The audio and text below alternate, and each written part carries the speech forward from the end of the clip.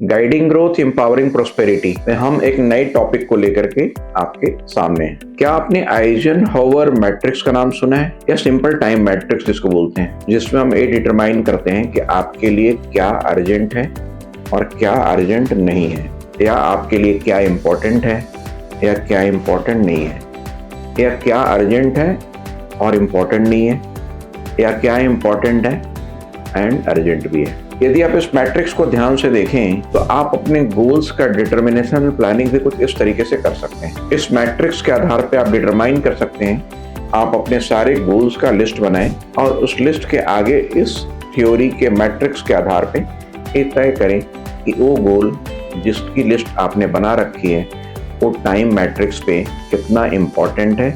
या कितना अर्जेंट है, और इसी के आधार पे अपने गोल्स की प्लानिंग करें। क्योंकि जो गोल्स जितना ही इम्पोर्टेंट होगा और अर्जेंट होगा उसकी प्लानिंग आपको सबसे पहले करनी चाहिए। हो सकता है आपके लाइफ में कुछ ऐसे गोल्स हों जो आपके लिए केवल ड्रीम्स मात्र हो, लेकिन उससे बहुत ऐसे सारे भी गोल्स हों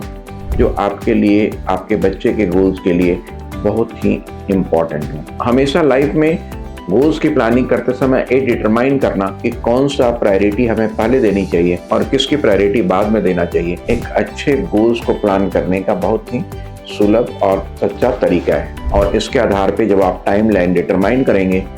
आप इस निष्कर्ष पे पहुंच जाएंगे